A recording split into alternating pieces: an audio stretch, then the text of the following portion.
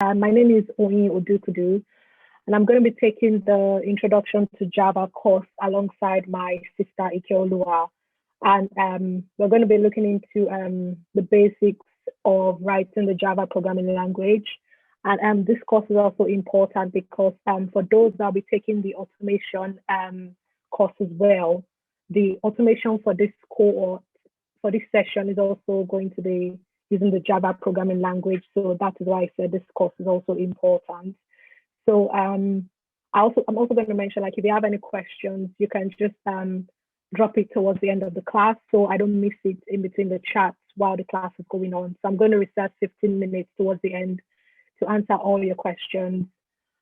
And yeah, if I can't answer it, I'll obviously let you know as well. And then I'll probably put in the Telegram group or in the next class as well. But hopefully I should be able to answer it at the end. So for the introduction to Java, we're going to look at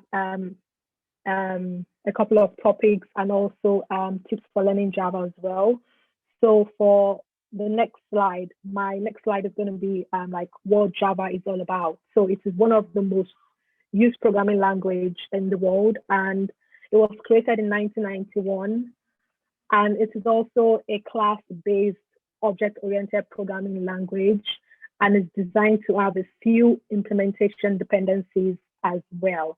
And it's also one of the most used programming languages by developers as well, because once you write your programming language, you can run it anywhere that is Java code dependable. And then the language is also simple to learn as far as you know the basics. And the syntax for the Java programming language is similar to those of C programming language and also the C# as well. And like I mentioned previously, it is object-oriented. I'm going to talk about what object-oriented is later on in the course.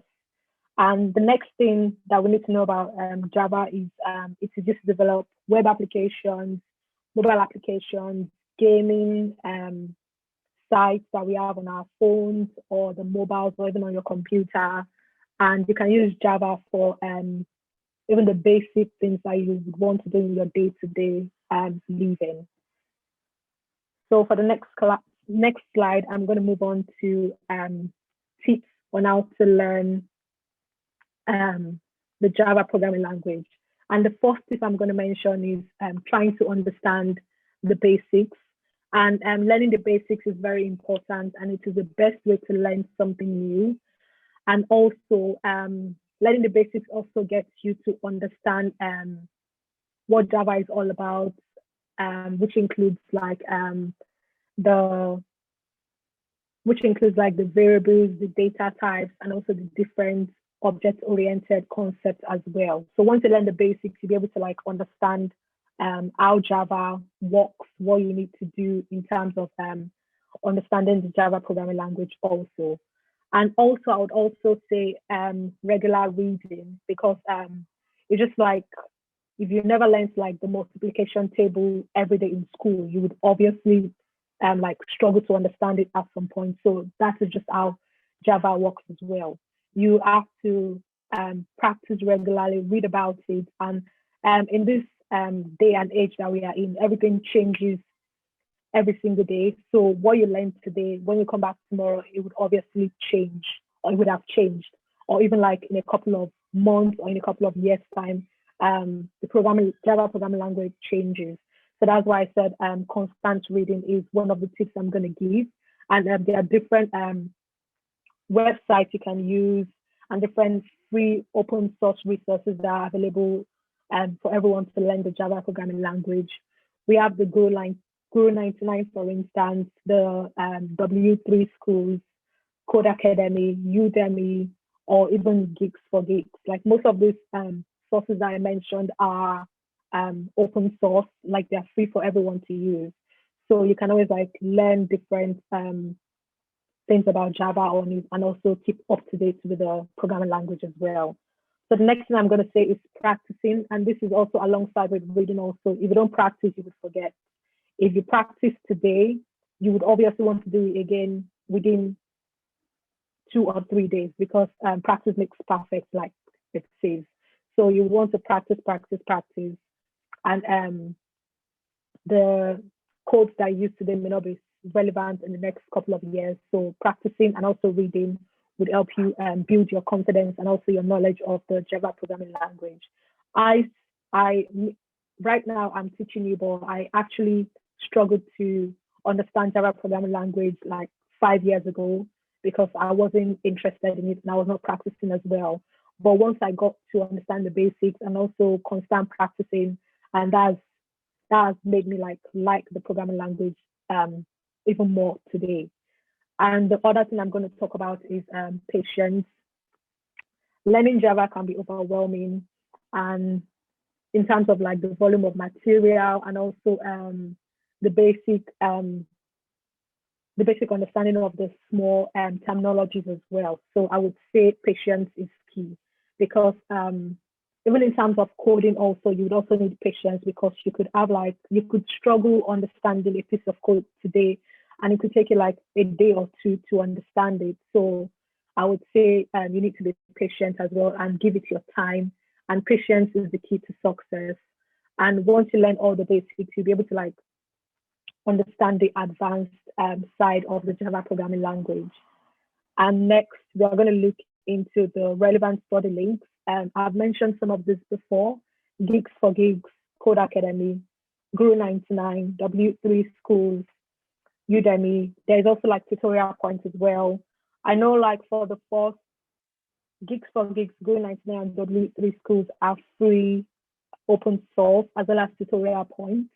There are also other ones as well that I can't remember their names, but these are like the major ones that I've been using and I still use up to today, even in my day-to-day job.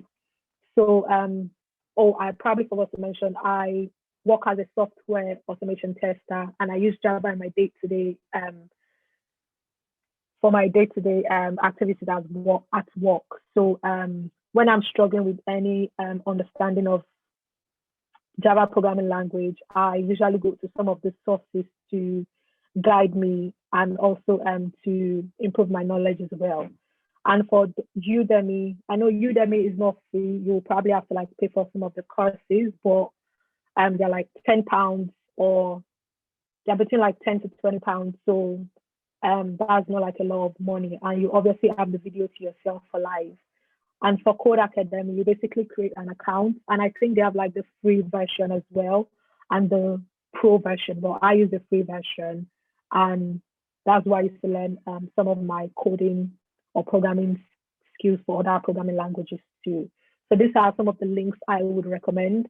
I would also post them into the Telegram group after the meeting today. I'll try to remember and post it in it, so you can always go through them. And also, you could also use it for like your own personal understanding as well for the course. And in terms of the topics we're going to be looking into, we'll look into the first Java, how to write your first Java programming language and your first Java program. And then we'll look into the variables, data types, and operators in Java. We'll also look into conditional statements and loops, methods, object-oriented concept that includes constructors, inheritance, polymorphism, and encapsulation. We'll also look into arrays in Java and exception handling. So I will take the first 4 topics, while my sister INTELLU will take the last 3 topics. And I know some of these topics are they have like a lot of resources in them. So we would probably teach you the basics of each one of them, and then we would then move into the practical side as well. So we would have like the theoretical side and also the practical side, where we show you how to write your own code using the IntelliJ IDE. And we're going to move into that one shortly. So these are just the major topics we're going to be looking into for the Introduction to Java course. And we're going to be doing the practical side as well. And some of these topics, you would use them one way or another for your, for those that are doing the software automation course as well. So it would be good if you follow this course, try to understand everything that is being done. You don't want to just copy and paste, because if you copy and paste, then you will struggle a bit to understand what's happening or what you're even trying to do. So I think understanding it as you go on is just the key.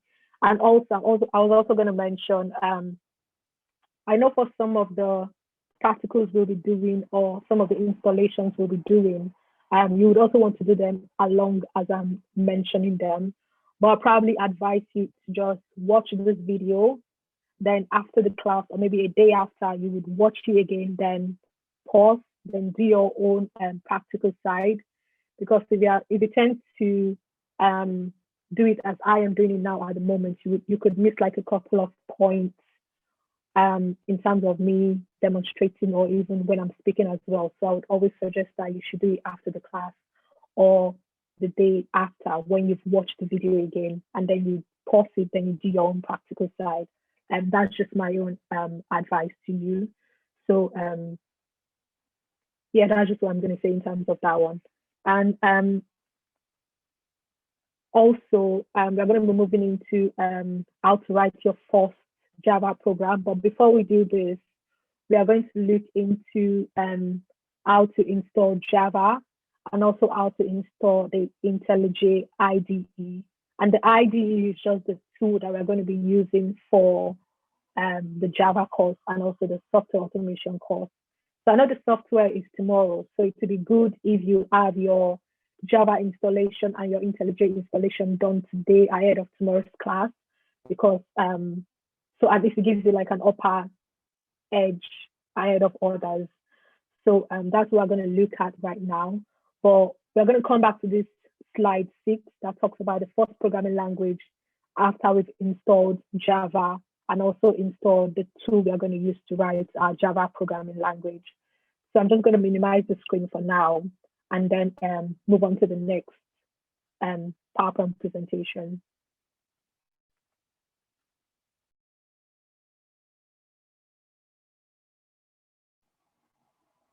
So let me try using sharing.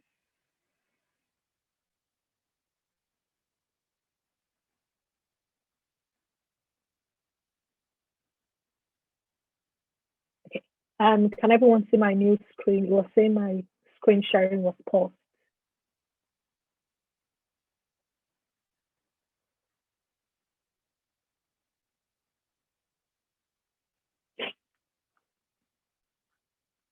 Hopefully everyone can see the new screen.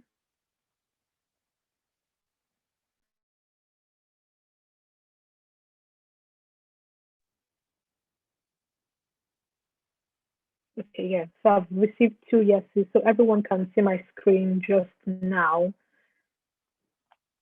So we're going to move into installing Java and IntelliJ.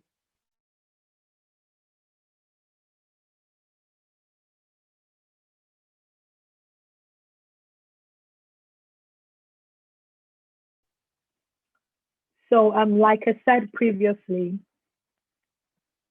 IntelliJ is a tool we are going to be using to run our Java programming language, and also it is a tool that will be used when you are writing your code for your automation testing. So that's why we need to do that now. So the next slide, we'll talk about installing Java on your device. So I currently use the Mac. So I'm going to do like the Mac version and also the Windows version as well. But for the Mac version, I'll be able to do like the practical side. For the Windows, I don't have a Windows laptop, so I can't do the practical side, but I'll walk you through the steps on how it's meant to be done. And if you have any issues, you can just let me know and I'll be able to help you. And you can also watch the videos as well. And you can always pause it, do your own thing on your laptop, then resume it again. But I'm going to be I'll try as much as possible to be explanatory in terms of the steps I'm going to take. So for the Mac installation, to install Java on Mac, you need to open your terminal. Then to check whether you actually have Java on your computer, you need to enter the specific command, Java space dash version.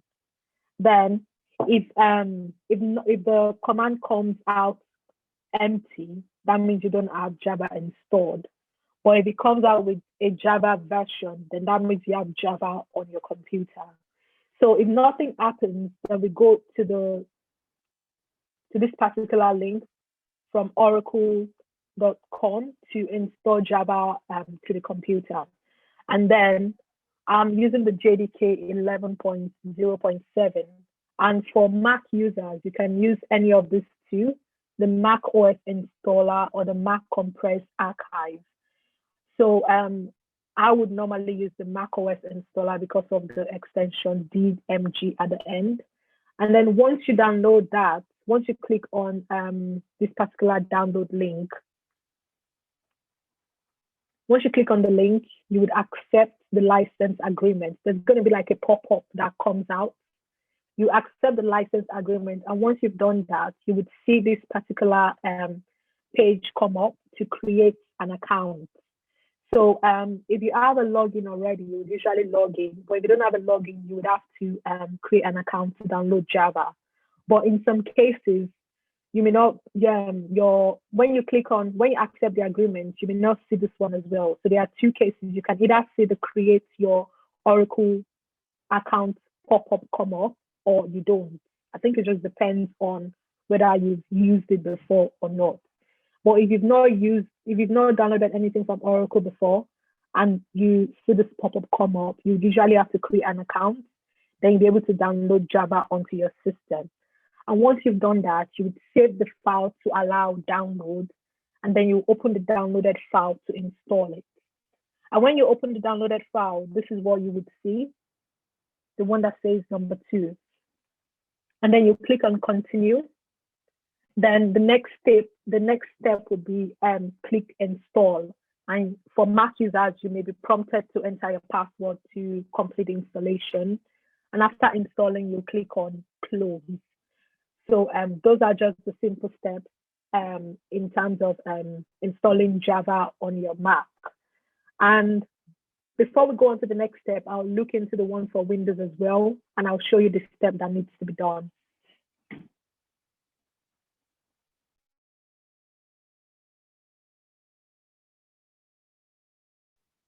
Okay, to install Java on your Windows, you would go to the same link as before, but for Windows this time around, we would use the window installer or the window compressed archive. You would click on the link, accept license agreement. In most cases for Windows, you don't get the prompt to create an account. And once you accept the license agreement, you download the Java that is suitable for your operating system, and then you save the file. So this is it. And you basically get this pop-up once you click on one of these install links, and then you save the file. And when you're done saving the file and you've opened the downloaded file, you click on next.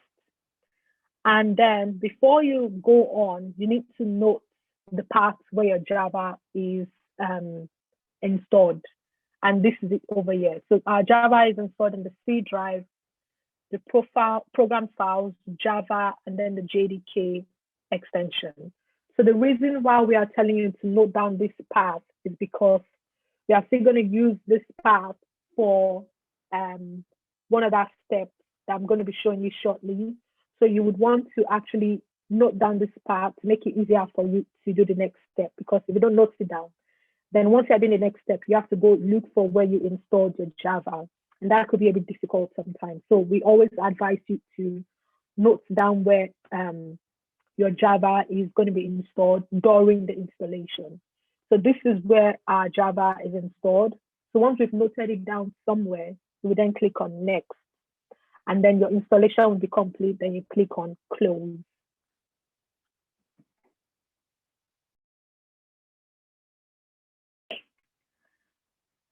So the next thing we're going to talk about is, this is also part of the Java installation on your computer.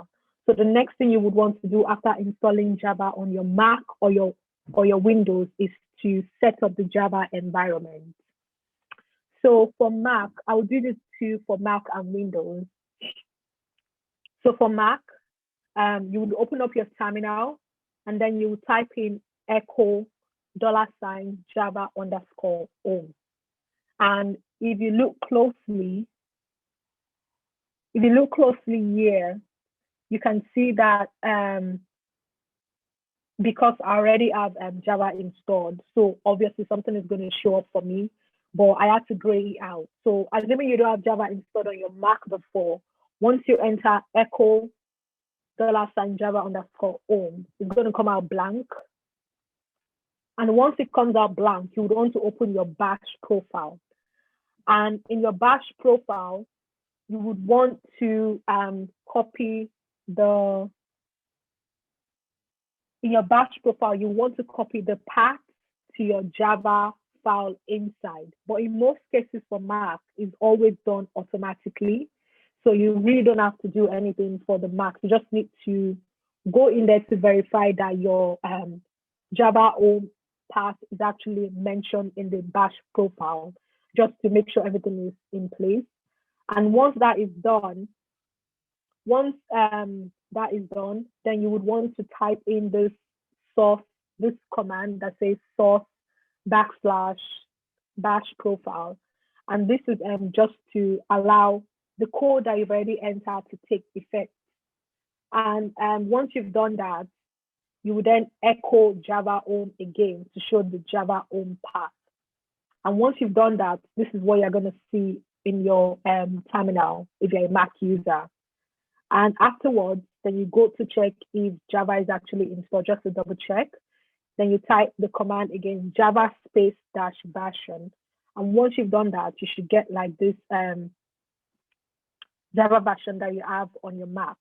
So for my own Mac, it came with Java already, so I didn't have to do any of this, but I'm just showing you the steps in case your own Mac doesn't have Java installed. So once that is done and you get like a response back from the command that you entered, Java space -version, then that means that Java is installed on your Mac device.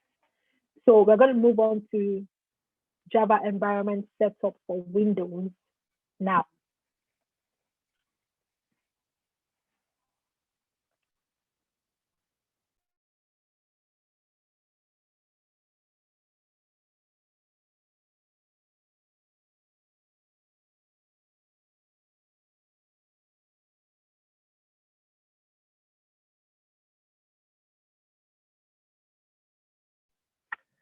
So for Java environment setup on Windows, it's a little bit different than the one on Mac. And like I said previously, I mentioned that you should note down the Java file path for where your Java is installed. And that is because we would use it for the Java environment setup on Windows. So once you've installed Java on your computer and you already note down the path, then you would go to your control panel and click on Advanced Settings. Then after clicking on Advanced Settings, you would then click on Environment Variables, and you would click on, once you click on Environment Variables, then you click on Path under the System Variables section. And just as I've done here, you click on Path under System Variables, then you click on Edit. So once you click on Path, it's meant to be highlighted, then you click on Edit. And when you click on Edit, you would want to add the Java path to this list. To do that, you click on New. Then once you click on New, then you get like your cursor blinking. Then you copy the path inside. Then you click on OK, and then OK again. Then you'd have to restart your Windows device after updating this environment path. And I don't know why you have to do that, but I think it's just to like reinforce the changes that you've made to your system so that it reflects that Java is actually installed.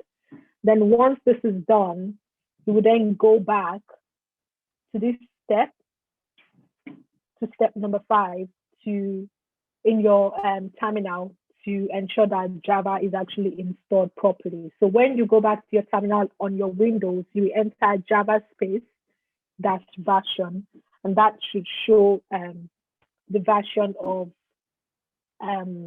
Java that you've installed on your Windows device. So that is what you need to do. So in terms of Java installation, you need to download Java on your device. Then after downloading it, you then need to check that the environment variable is set up for your Windows, and also for Mac, you need to do it for your Mac device as well. So right now, I'm going to minimize my screen to go and practicalize what I just told you. So I'm going to open my terminal, my WebDriver now, my browser now, and then demonstrate what I showed you for Mac. But I can't do it for Windows because I don't have a Windows, so I'll do it for Mac. So I'm just going to minimize my PowerPoint. I'll have it side by side, actually.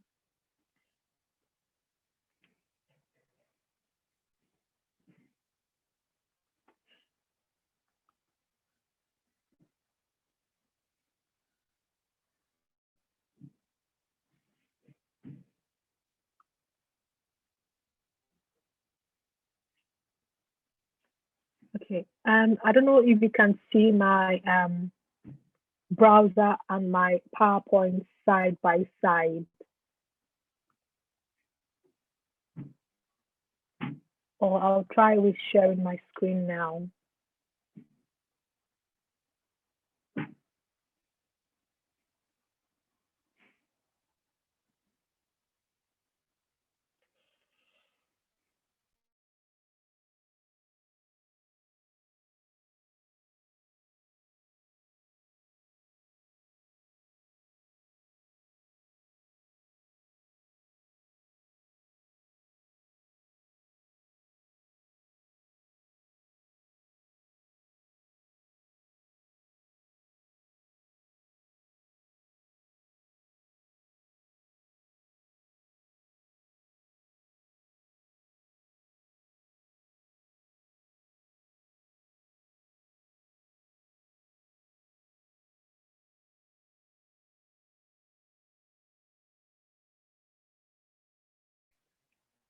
Can we see them side by side now? So the question asking if we should download Java now, I already suggested that you can do it after the class so that you don't miss anything that I'm saying or what I'm demonstrating to you. So you can always do it after the class.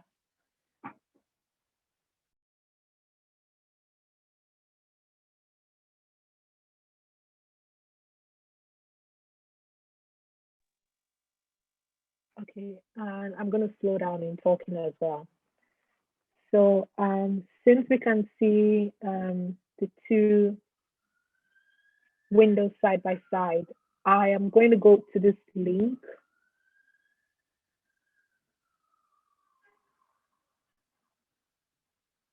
On my browser, and it's going to take me directly to Java downloads and Oracle.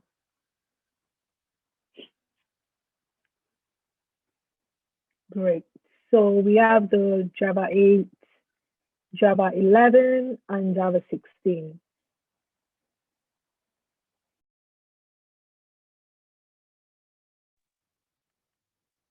So I'm going to go to Java 11 and click on the JDK download.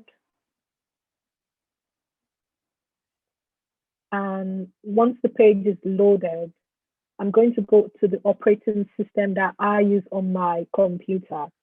For instance, I use a Mac. I'll go to the Mac OS installer and click on this link here.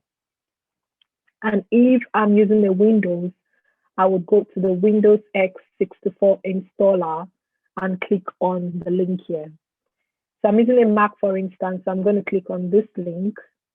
And when I clicked on it, I don't know if you can see a pop-up that came up. So it's asking me to accept the license agreement. So once I accept it, I would then click on the download to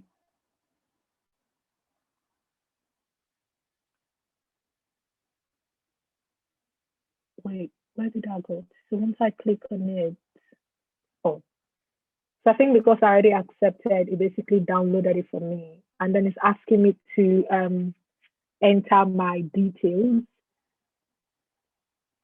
And I already have it automatically saved. So I'm going to click on sign in and hopefully that is correct. Okay. So that was incorrect. So I'm going to create an account.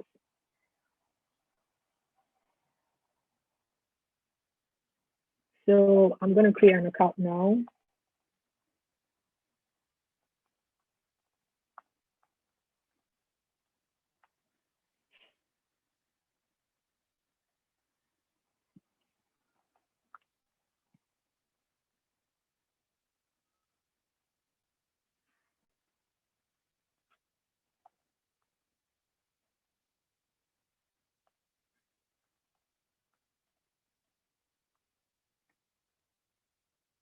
Right, okay. So it doesn't need a policy.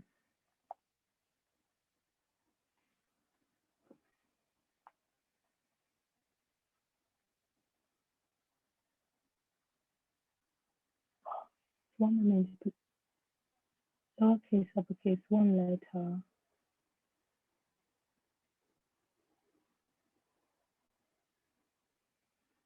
Okay.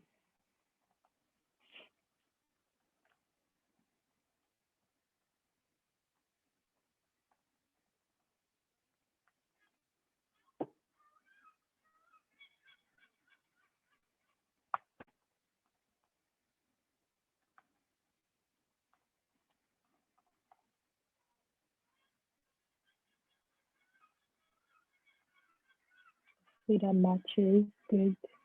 And my name, job title.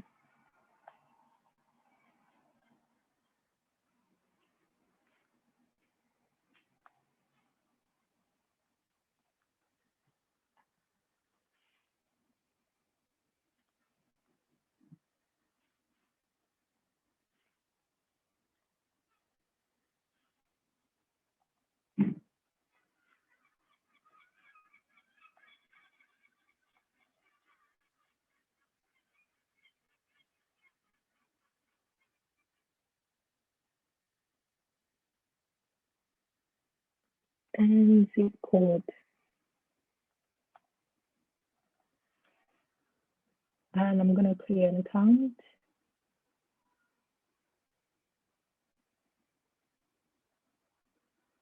I'm just gonna go on to verify my mail. Just a minute.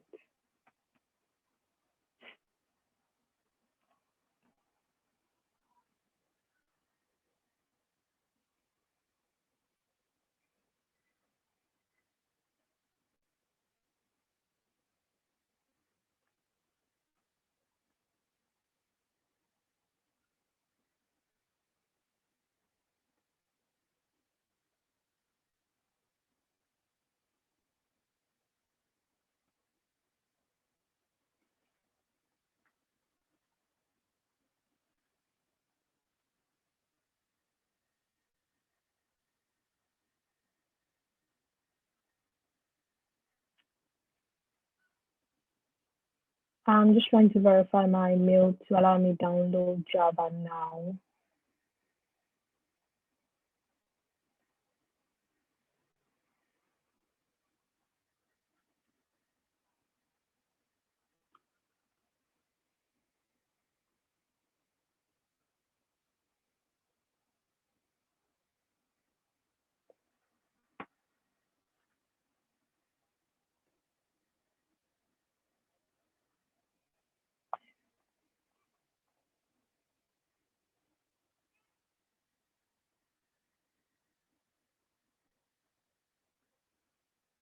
So that is me logged in and it's downloading at the moment. And once that is downloaded,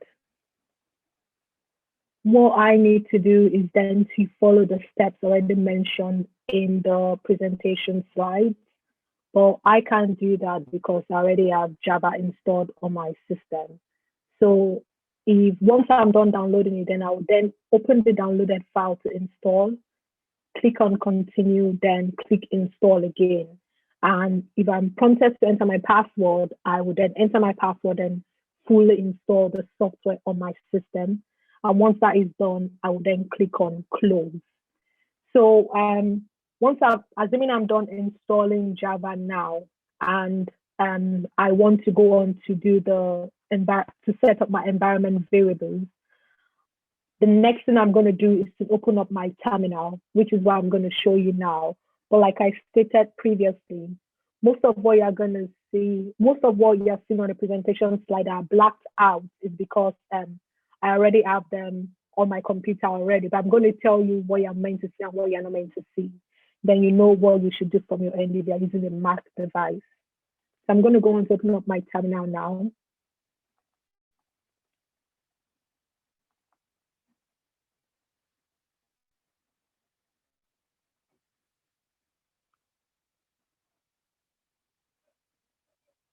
So opening up my terminal.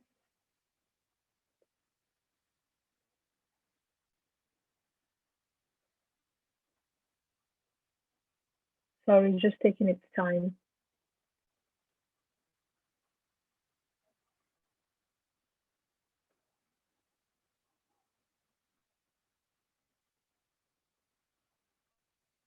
So can you all see my terminal opened up now?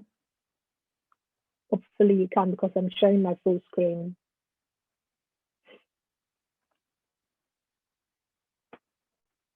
I'm just waiting for a couple of answers so I can proceed.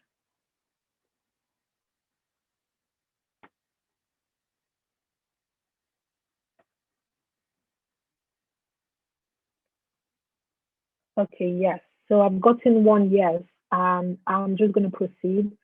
So when you open up your terminal, then you go on to type the command echo $Java home. And if you do that and you don't have Java installed already or your environment set up, then you wouldn't see this particular line that came up. But if you have your environment set up for Java itself, then you would see this line come up when you type the echo Java home command. So let's just assume I don't have it and this place comes out empty. Then the next thing I'm going to do is to open up my bash profile, and I'm going to use the command nano, then this weird sign.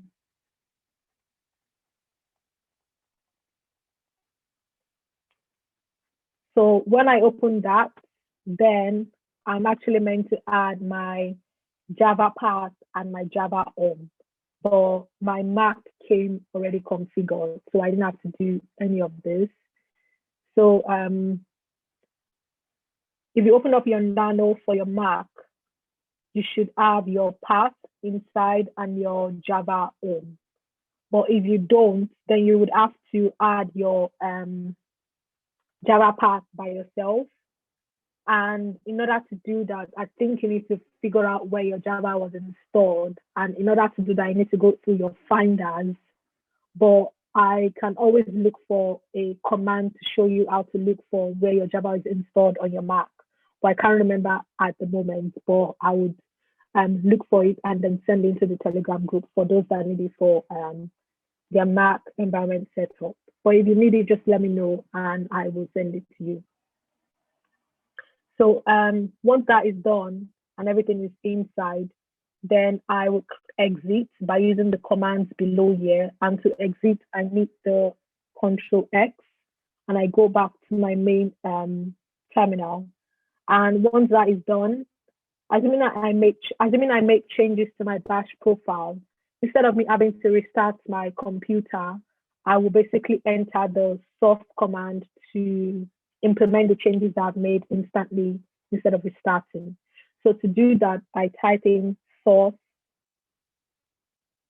symbol \bash profile. And once that is done, that basically implements the changes that you've made and nothing is going to happen. It's just going to show you like the next page.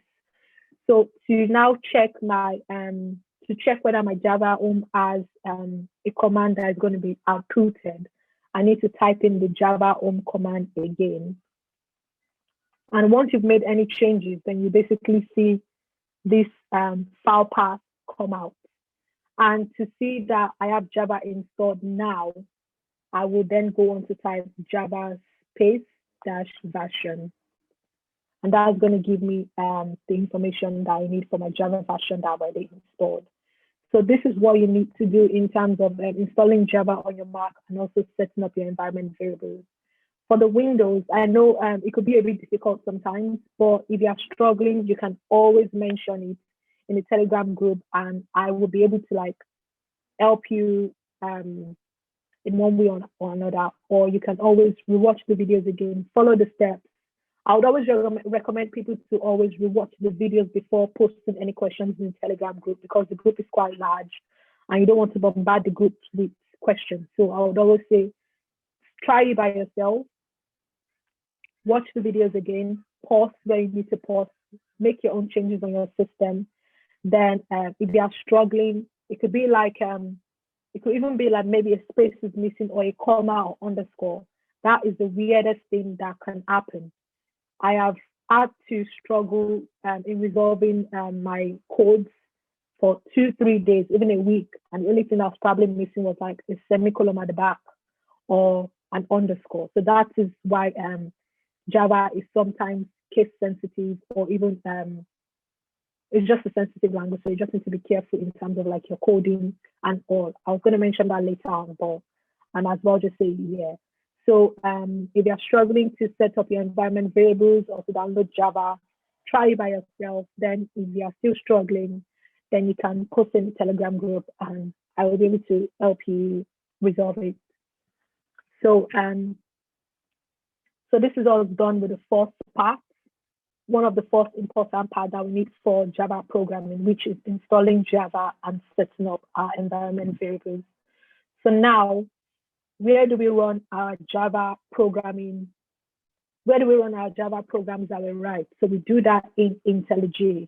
And INTELLU is just an IDE that we are going to use like a tool. And this is what you also need for the software automation testing that you'll be doing as well if you're doing the course. So we're going to go on to how to install INTELLU on your system.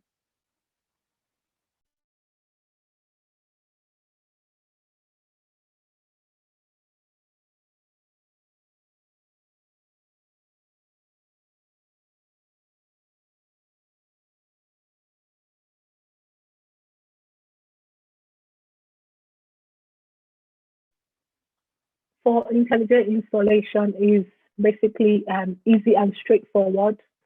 You need to go to the jetbean.co/idea website.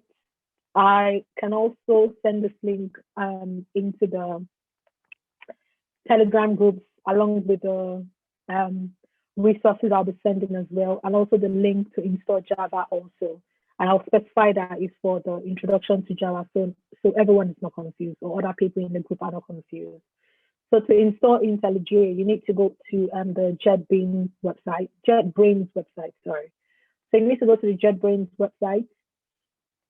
Then you click on downloads.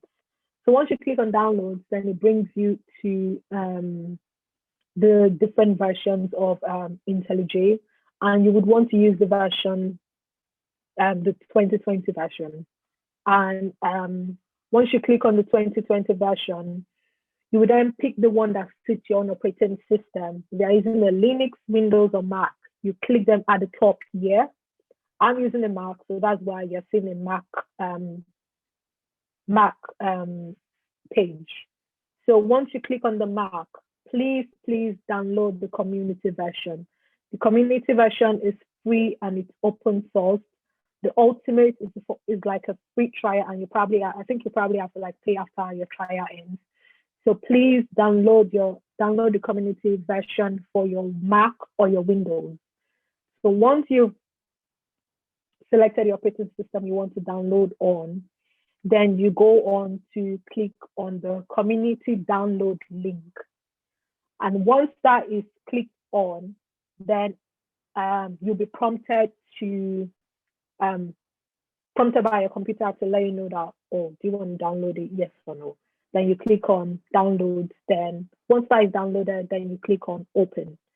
So once you open it up, then the first thing that you probably see is you selecting the theme that you want, the light or the dark.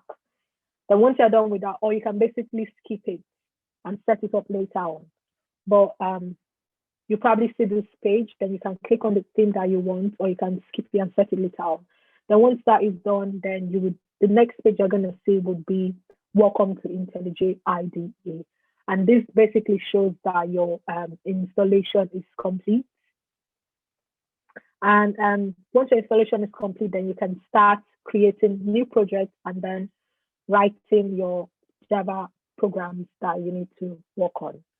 So now I'm going to go on to, so now that I've shown you everything in theory, I'm going to go on to the website itself, the JetBrains website, to show you what needs to be done. And then we'll then go on to write our first Java program in IntelliJ IDEA. So I'm going to click on this, pick up this link and minimize my screen again.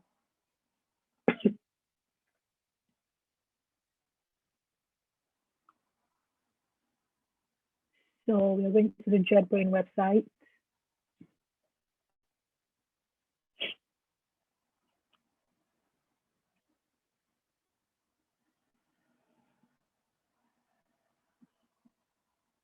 So once you go to the JetBrains website, you click on download.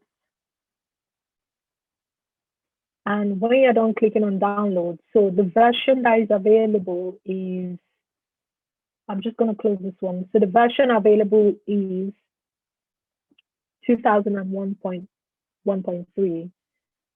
So I think there's a way to even select other versions. So I'm going to open up this link, and you can always select the other versions that you want to download. If you don't want to use the 2021 version, we have the 2020.3, 0.2.1, and 2019 as well.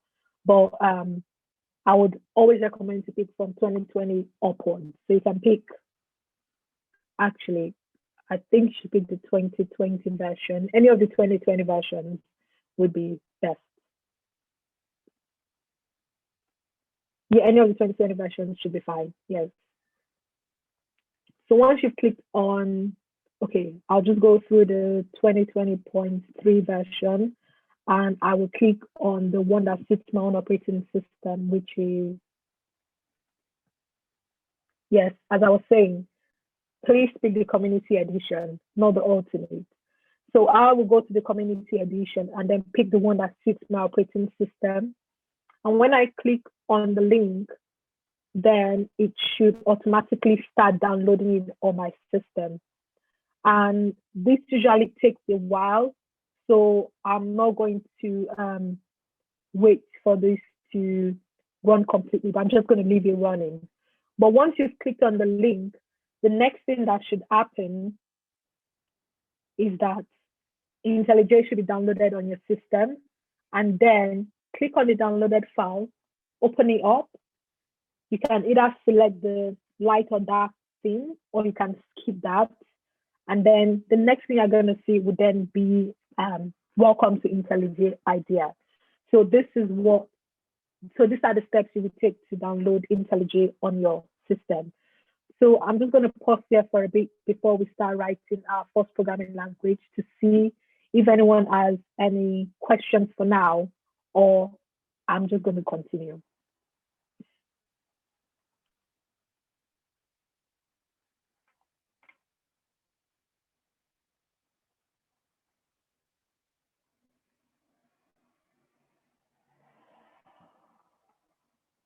So someone asks, does it make any difference the version you download? Not really, but you can always download the version 11 or version 16 for the Java JDK. So yeah, there are some cases that you don't have to create an account, and there are some cases that you have to create an account. Well, I've downloaded Java before on my system previously, but I don't know why I have to create an account again. But in some cases, you probably have to.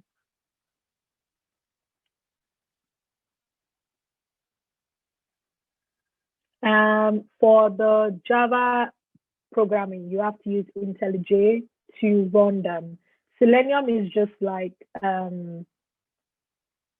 what I call it, an extension or an add-on. So we use IntelliJ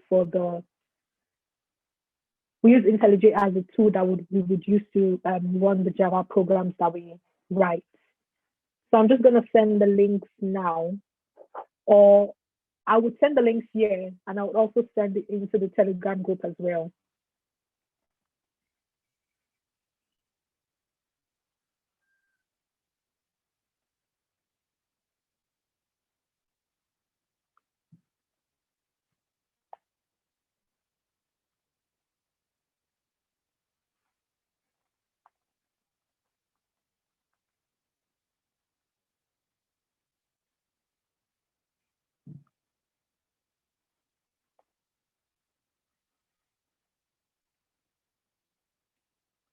So now that we've installed Java, we've set up our environment variable, and we've also installed IntelliJ. Now we are going to go on to write our first Java program in IntelliJ.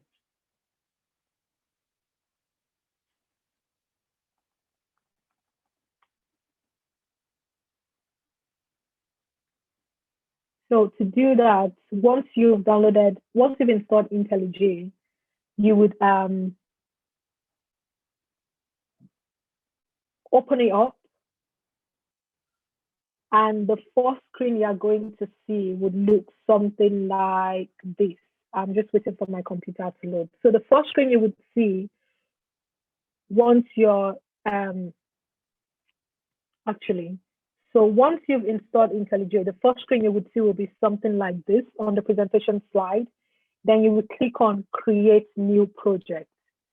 But because I have used my IntelliJ a couple of times, I don't get that whenever I open it instantly. So I always have to go to New Project. So once you create New Project, you would then come up with a different screen that's taking a while to come up or to display. So I'm just going to wait for a couple of minutes. So once you click on New Project, the next window you're going to see would be this one. And you want to ensure that you're clicking on Java at the side. And once you click on Java, you would have to click on Next. Then you click on Next again. Then here, you have to enter your project name. And your project name can be anything reasonable. And you don't want to have spaces in between them. You can have underscores, you can have numbers in your project name, but they cannot have spaces. So right now, I'm going to put first Java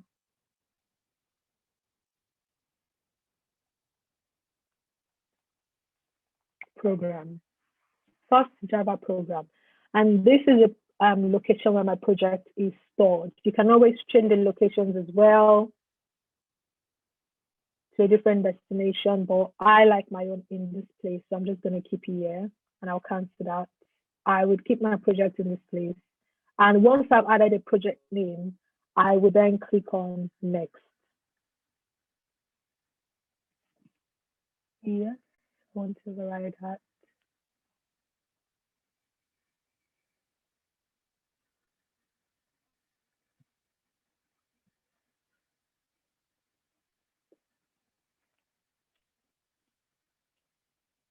Great. So once I'm done creating my project, I would see the different files or folders in my project on the left-hand side. And there are different things there are different meanings to the different parts on IntelliJ. So the left side contains the projects, like the folders that are attached to my specific project. Then we have the structure, the favorite, the terminal. So your terminal on your system, if you don't want to use the terminal on your system, you can always use the one in IntelliJ as well, as far as you navigate to the right files and you know the right commands to use. Also, another important thing I want to show you is the system preference for IntelliJ, or I don't know what to call it on Windows, but it's mostly like, it's called like the setting areas. So the settings, we have the appearance and behavior, the editor, the plugin, and the version control tools, and all other settings that you can use to enhance your code when you're writing on IntelliJ. So in most cases, you wouldn't want to tamper with some of the settings unless you understand what they do. But the major ones you probably want to use is like the appearance, where you want to change the theme to a light or a dark one. And also, if you're going to be doing the software automation course, you would also use the plugin, because this is where you would install plugins for your project. And you can also basically update them here as well. And you have the tools, the language, the version control. You mostly would not use some of this unless it's essential and you understand what changes are going to be made. But in most cases, I don't tamper with my settings, so I wouldn't advise you to do the same as well, unless you understand it. So I'm just going to close this up, and I'm going to go back to my first presentation slide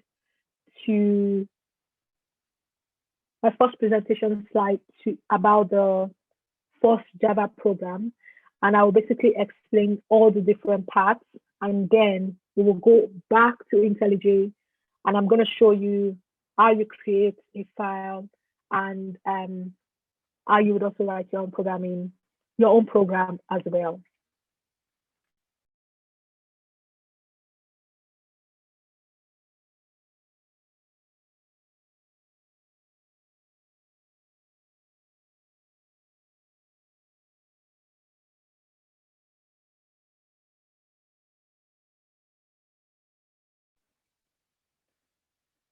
So the first basic Java program is always called like the hello world.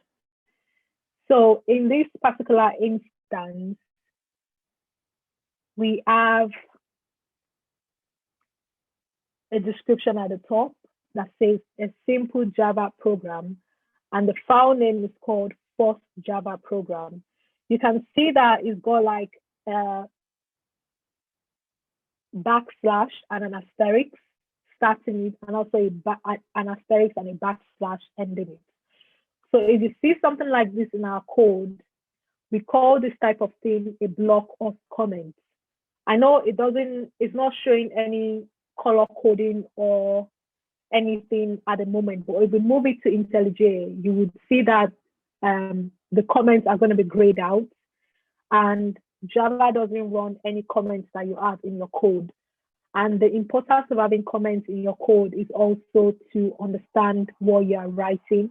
And in a situation whereby you are not available and someone is looking at your code, they would obviously understand what the code is meant to do, or also understand what each section in your code does as well. So comments are always advisable when you're writing Java programs, or even C# or any programming language that you're learning as well. So it's always good to add comments to let other people know what the code is all about. So the first block is the first two lines that we have here is what we call block of comments. Then the next line, where we have the public class first Java class, is what we call our class definition. So what does class definition mean? So if you see in this particular line, it uses the word class, and this class, it basically declares a new class of your code. So the first Java class here is basically an identifier, and it is also referred to as the file name as well. So I'm going to show you how this is also done. In IntelliJ, it is done automatically, so you don't have to worry about it. But when we get to IntelliJ, I will show you like, oh, this is a class definition, this is a main method, this is how comments would look like, this is how you're meant to write your codes and all. So I'll basically show you how that is also done as well. But in here, I'm just trying to explain what each part does. So the next line, where we have the next line is another type of comment. So we have the block of comments, and we also have single line of comments. So for single line of comments, you basically use 2 backslashes and then your single line of your comment. So for instance, your program begins with a call to main is a single line of comments.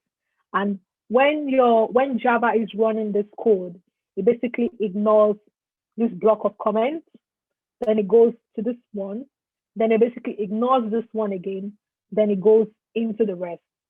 So every comment that you put in your code are basically ignored by the compiler that are using to run your code. So nothing is done. It's just for comments are just there to help you understand what you're doing. So now the next line that we have is a public static void main. And then we have these 2 brackets here that has the string arguments. So the static in here and the static and public are called modifiers. And modifiers is another subtopic that we're going to learn later on in the course. But for now, just know that the public and the static here are considered modifiers. And the next one we have is the void. So wherever you see this void, it basically means that the block of code that you're running, you don't want it to return anything, or you don't expect it to return anything. But assuming we have a string here or an integer, so you're basically expecting the block of code to return a string or an integer. Next, we have the main. And this is basically like the main method.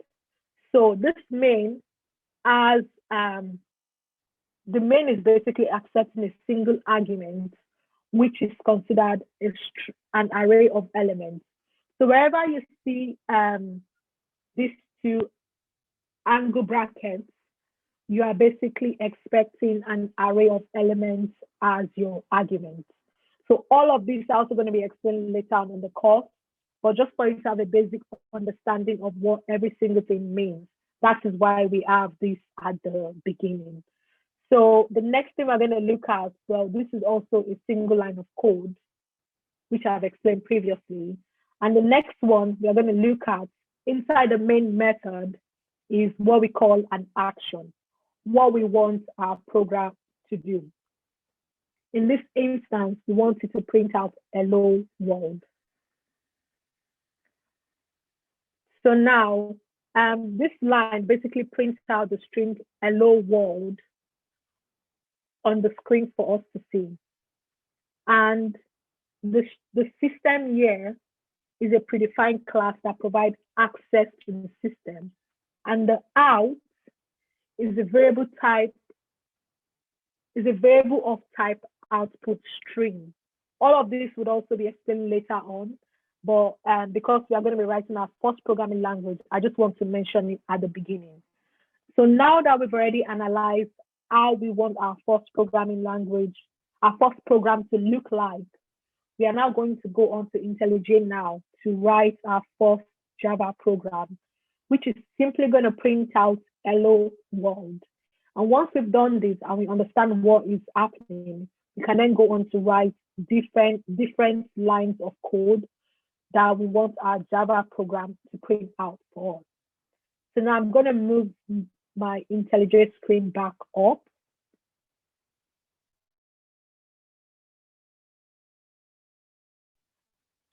And to create our first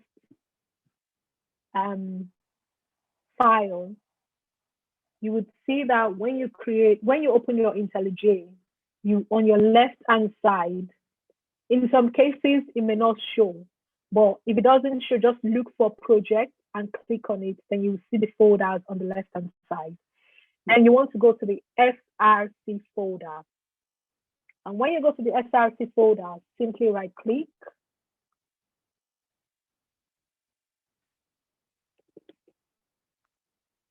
Right-click and click on New. And then click on Java class.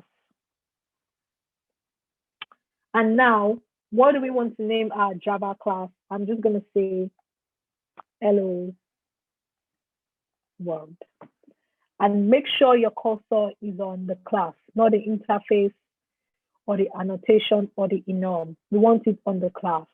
And once you've done that, you click on Enter.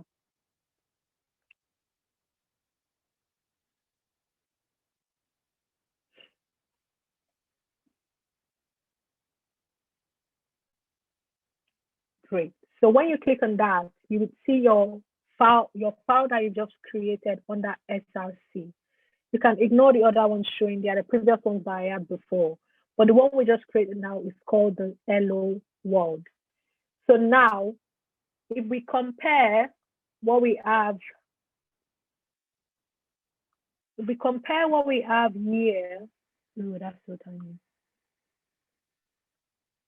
So if we compare what we have here and what we have in our presentation slide, you would consider this to be the class definition. And like I said previously, the class definition is going to be created automatically once you create your file in IntelliJ. So our class definition here is the public class Hello World.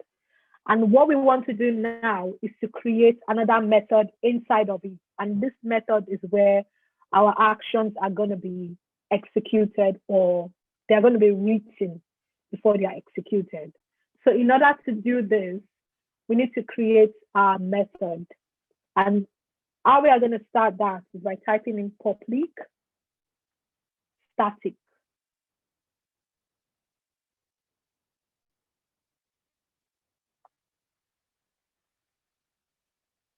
Right.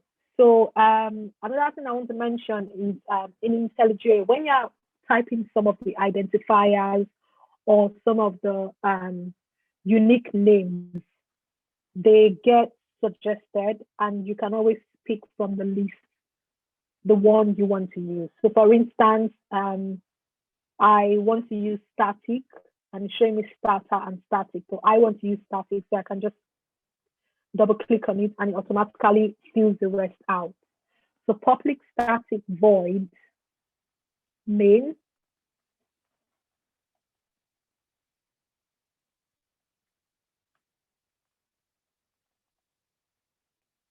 And once I've done that, I need to use my curly brackets. And all of these things are very, very important, because if a bracket is missing, your code is going to tell you that something is missing. And it's going to also suggest what exactly is missing. So in our instance, it is saying that a curly bracket is missing.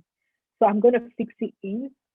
And also another way to help you do it is, in terms of curly brackets, they must have an opening and a closing bracket. So if I close this one now, that basically shows that it is complete. But assuming it's missing, it's going to show me a suggestion.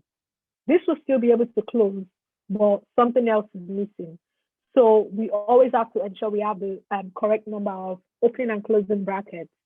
So that is why whenever I'm writing my own code, I do them at the same time, open and close, and then I start writing my code in the middle of the two curly brackets. So now I want to print out Hello World. So how do I do that? System.out.print. And I'm going to fix in my string that I want to print out.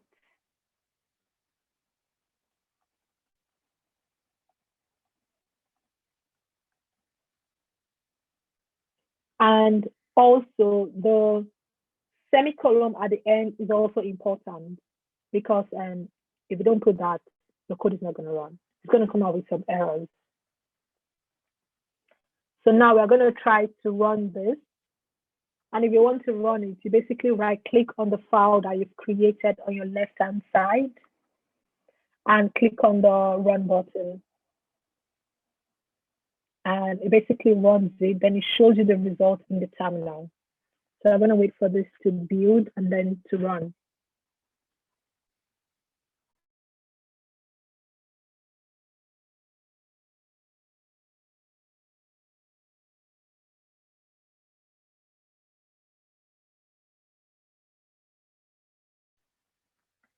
Right.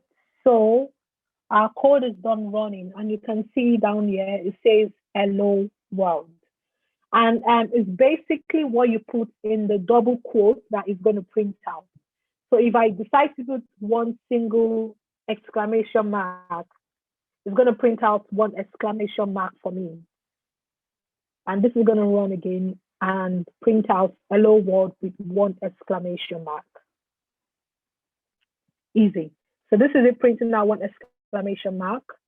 So now we're going to look into the comments I was talking to you about. And I said before that comments are always grayed out and they don't get run by your Java program. So we're going to test that out now. So comments, I'm just going to say print out hello world. So we can see that this one is grayed out. And if we run it now, this one is not going to be printed out, but line number 6 is going to be printed out.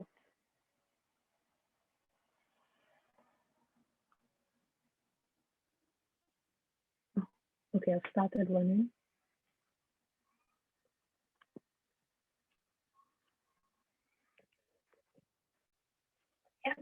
So we've got a result and it simply says hello world. The line at the top is ignored, the one next to it, the one under it is printed out. And you can also put the comments at the side as well. Hello world. As far as it starts with a double backslash, they are regarded as comments. So now we can also do the block of comments as well. So in order to do the block of comments, you need to have one backslash, one asterisk, then another asterisk and another backslash. And then you can write whatever you want to write within this block of code, and they're not going to be printed out at all. So I'm just going to write a couple of things there, like just random gibberish.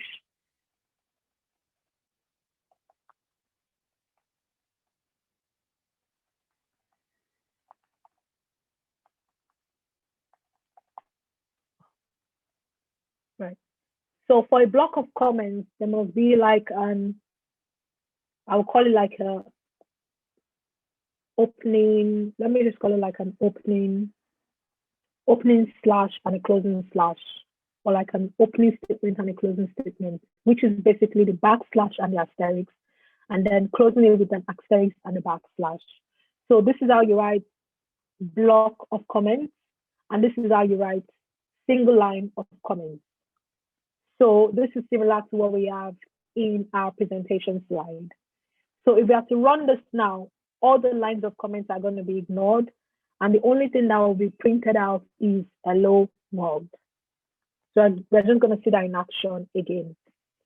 So again, we are printing out just hello world.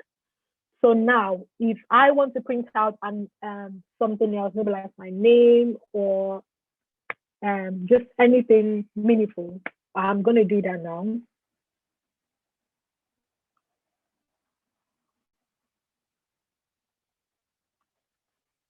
So in here, I'm going to write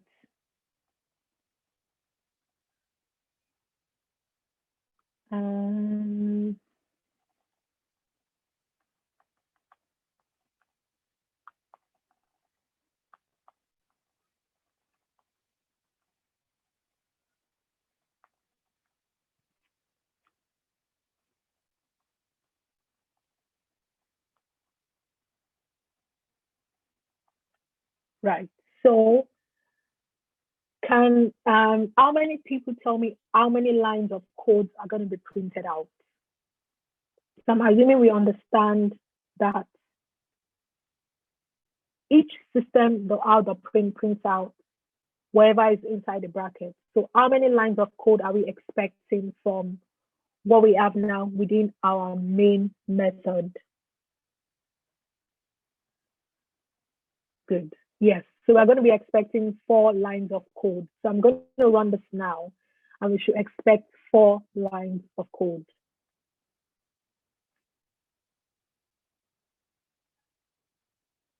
Yeah. Hello world. My name is Oyin. This is the introduction to Java course, and then my first Java program. So this is how this is like the basics of introduction to Java, and how you would simply print out simple lines of code and the likes. And then I was going to mention something else. Um,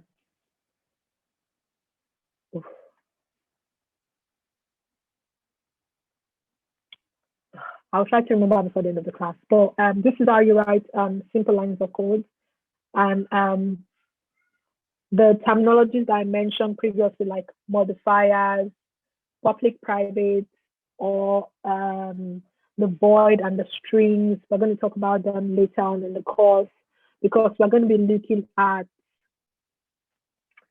variables and data types.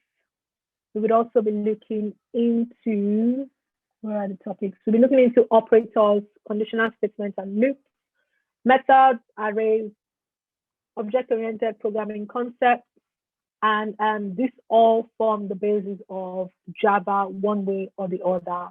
And they would also help your Java programming skills also.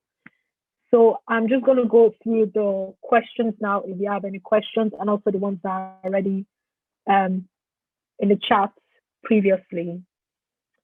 So someone says, what does the public mean? So the public means that it is available everywhere within the project. So if I have like assuming I have another project that, okay, I'll just take this one for instance. I created this Hello World, but I also have this first Java class project. I can use this public method inside of this one, and that is another that's another concept on its own. So I'm not going to talk about it today so that everyone is not confused. But the public simply means that this main method is available.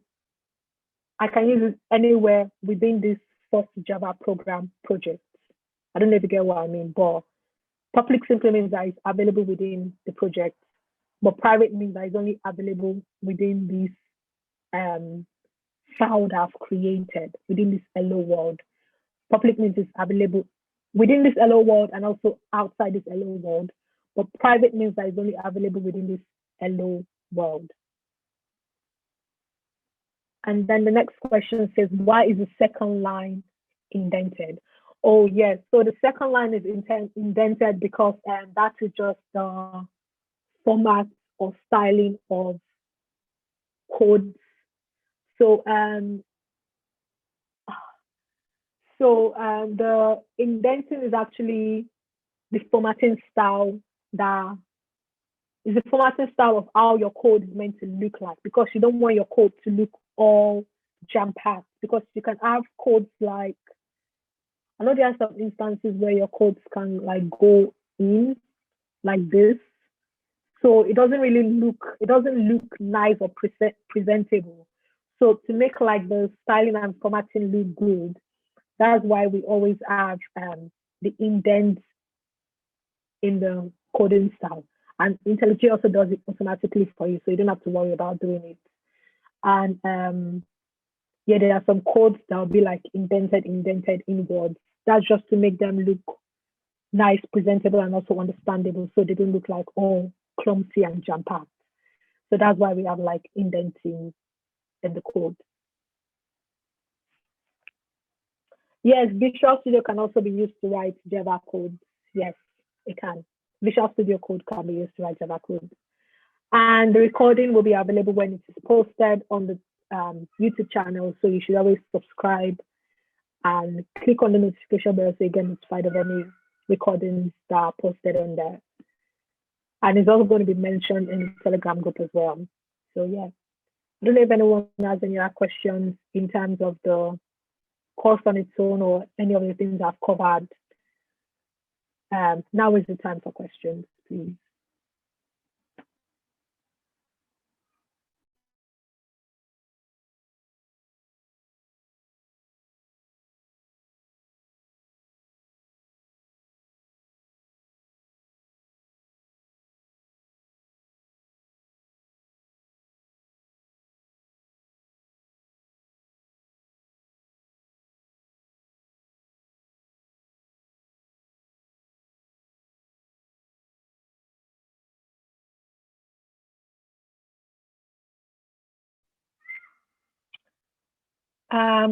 You seem to have used a number of shortcuts. Do you have a list? Oh, sorry. Does it have to do with does it have to do with for loops? I don't understand what you mean. Are you asking if we're going to look into for loops as well under the topics? If that's what you mean, then yes, we would look into for loops. But if that's not what you mean, then could you explain your question again, please? Also, someone says you seem to have used a number of shortcuts. Do you have a list? The shortcuts that I use, I don't have a list. I know them offhand, but you can always Google. They are like IntelliJ shortcuts. IntelliJ IDEA has a list of shortcuts that they have online, so you can always like look into it, print it out, and just know like the basic ones. You don't have to know every single one of them, to be honest, but just like the basic ones. Yeah. Oh, okay. So the person said that for the indenting, does that also work for loops? Yes, it works for loops. So when you are doing like loops or so when you are getting involved in like loops and conditions, the indenting also applies. So it does it automatically as well. So you don't have to worry about it.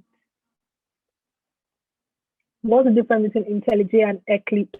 Um, Eclipse, IntelliJ, Visual Studio, they are all IDEs that you can use to run your different programming languages that you want to run, your different programming language you want to run. So they are basically all the same, but they have their own differences, maybe in terms of like commands, the way they look. But yeah, you can use them to do the same thing. Visual Studio Code, IntelliJ, and Eclipse.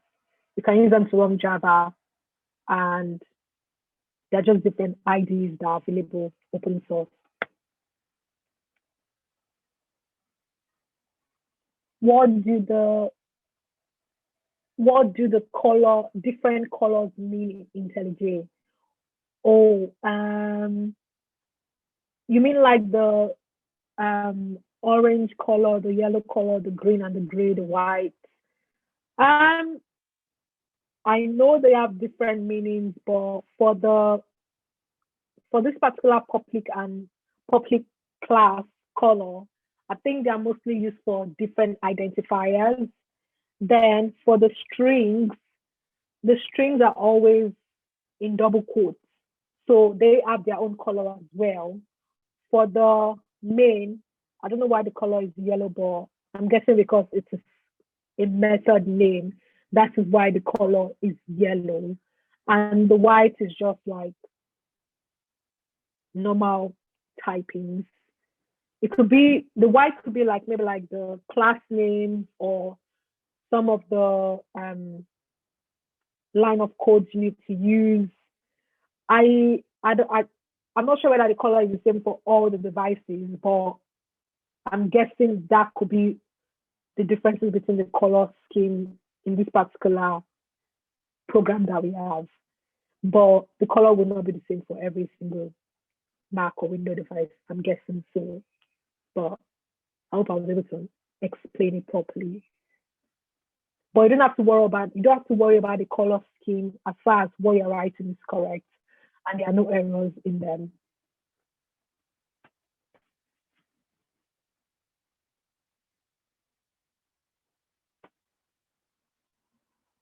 And for those of us new to programming, what's the best way to understand Java and what are the tricky bits? And the best way to understand Java is to practice, read resources,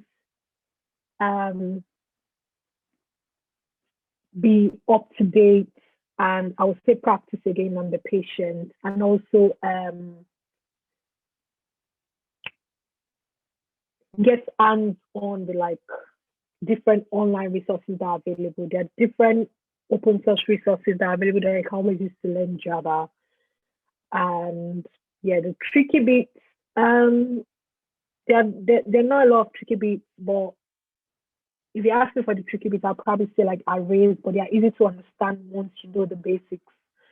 So yeah, that's just it. Please can you go over public static void main string and arg? So I don't want to go over it because if I go over it now, then people are going to be confused because I just want you to know that okay, I'll go over it once more, but not in depth because that's like a different topic on its own. Because the public static are identifiers, method type, arguments, and that's like different topics. Some people could be confused, but I'll go over it one more time just on the surface. And I just wanted to know that these are the things that are needed when you need to create like a method. But I'll go over it one more time.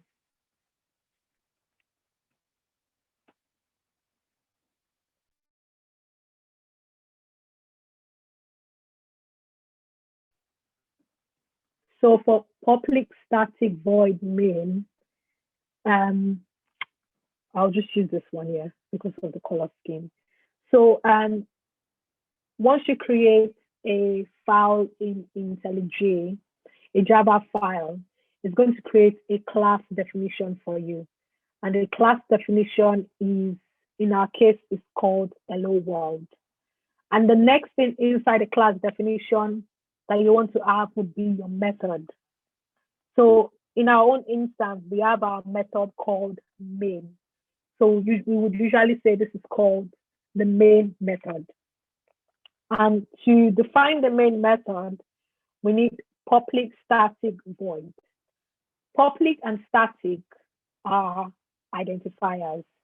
And we have it as public because we want this main method to be available within the hello world class and also outside of the hello world class. Assuming this is private, that means we want it to only be available within the hello world class. So when you are creating a method, you need to state the identifiers that you want to use. Public static, then the void. We have the void because we don't want the method to return anything. So assuming we have a string, we want to return a string. Assuming we have an integer, we want to return an integer. So these are going to be explained further within the course, but just know that these are the main things, the main identifiers that we need when we are creating a method. And the string arg is basically an argument for the method. But for this instance, we don't actually use it, but normally, but for different methods that you have. In some cases, your argument could be blank, or it could have something in it. It could have like a string, an integer, a data table method, or class, or anything inside it. But for this instance, we have a string, and the string happens to be an array of elements. or numbers or anything, but we're not using it within our code here. But just know that the um the name of whatever is inside these double brackets are called arguments, and they can be blank or they can be filled in. And once they are filled in, they can be used within the methods that they are declared in. But this is going to be explained later on in the course as well. So I'm just going to stop there for now. Hope I was able to explain it to an extent. So the next question is, can Visual Studio Code be used to run Java in conjunction with automation testing? Yes, you can use it. Please, can you write an example of a code that is used to run regression packs or execute a lot of test scripts? And that's going to be looked into in the automation class, but not for the Java. On the internship, will it just be Java thoughts? Yeah, this internship is going to run. So this internship is going to be using the Java programming language. And the last internship was with the C# for the automation, but for this one is going to be Java. And yeah, the internship is going to be Java thoughts, yes. What's the difference between Java and C#? Slight differences, but you can always Google it online. Differences between Java and C#. You can know the syntax are mostly the same, but just like slight differences in terms of using some of the commands like the printing out, just slight differences to be honest. But you can always Google it online. And the link for the Java, I would send it again, and it will also be sent in the INTELLU group as well.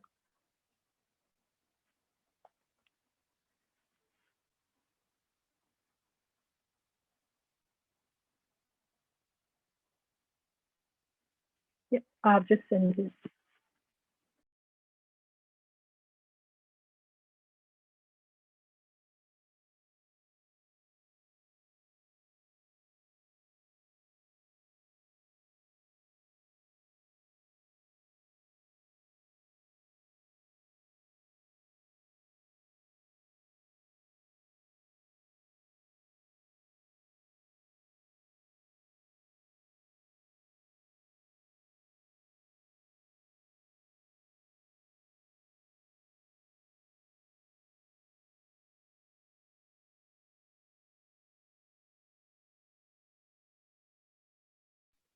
Next question is it easy to learn C# once you've learned Java and vice versa?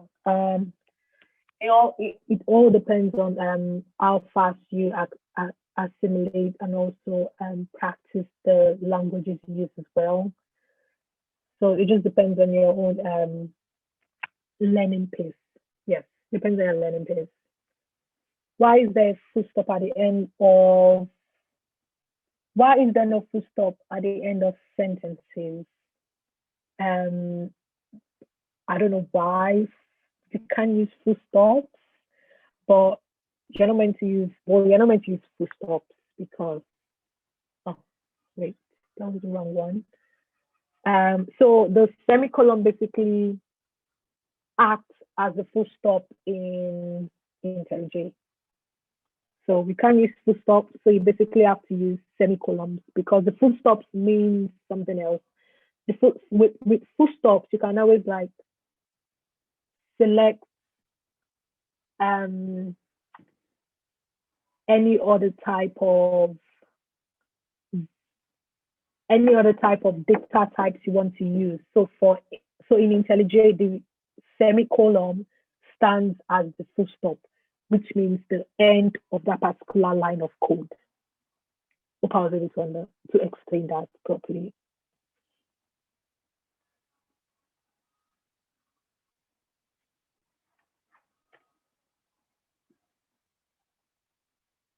We have 20 minutes left, so if you have any other questions, please send them in.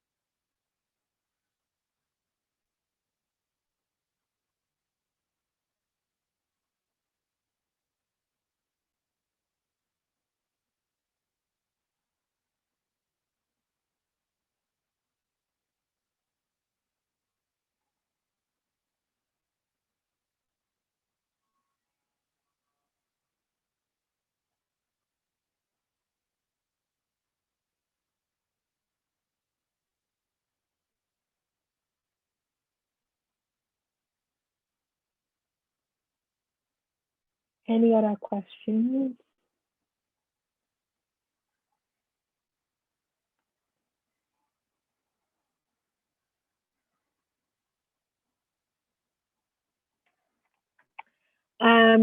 OOP means object-oriented programming, and that includes constructors, polymorphism, encapsulation, and they're going to be also, it's going to be looked into later on in the course as well. So you can look forward to that one. And the recording will be posted on YouTube over the next couple of days. And what can you expect to earn once you're able to automate in Java? It depends on the company, so I really don't know. It depends on the company and also your experience as well. You can always Google the average earnings online. I don't have the information for that. What's the implication if you have Java installed on your laptop before vis-a-vis this current link, please? So if you have Java installed on your laptop and you install a new one, I think the new one will override the old one.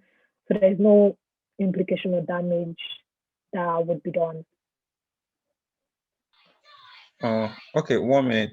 On that question about salary or rate, so we are going to look at that during the internship as well as during the automation. So automation is on Saturday. So if you, of course, this is very, very important.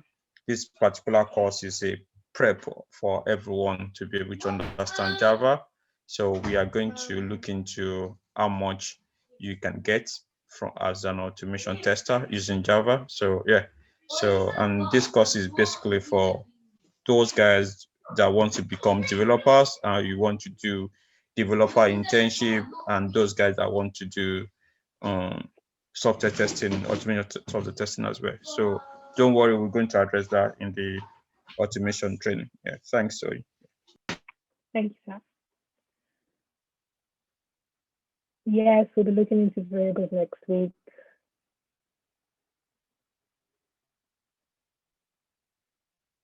And I'm also going to suggest for some of the topics, if you want to read ahead just to have like an understanding of what I'm going to be talking about, then you can always read the open sources and then come to the class. And if you have any questions, you can just let me know and I'll be able to answer them. Can Windows default terminal be used for Java? Do you mean using the terminal to write your Java programming? I don't think you can do that.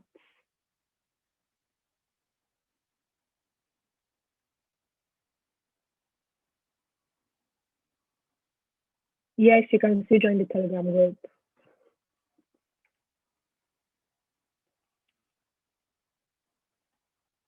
Yeah, the answer to that one, can Windows terminal be used for Java? Yes. So before the advent of IntelliJ in the old days, actually, so you would be using Windows terminal. You'll be doing Java C.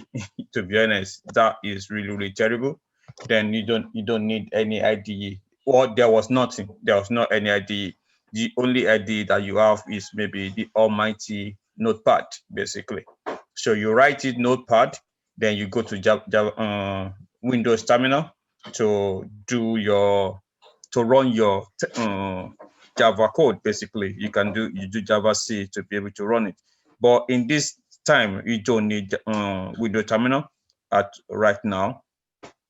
So you can actually use IntelliJ. Even IntelliJ also comes with Windows terminal. As you can see, what Oyin is showing right now, at the bottom of that, where you have the run, you see the terminal actually, right?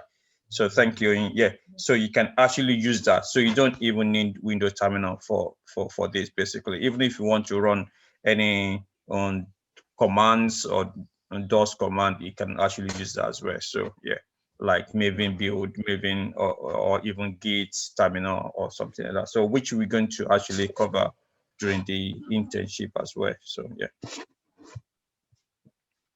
Thank you, Sam.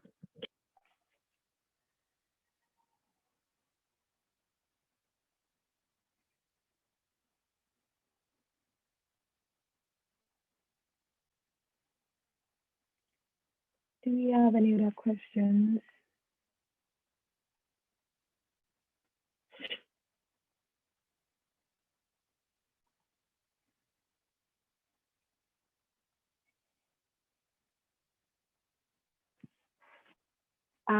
If we don't, we're going to round up in the next few minutes.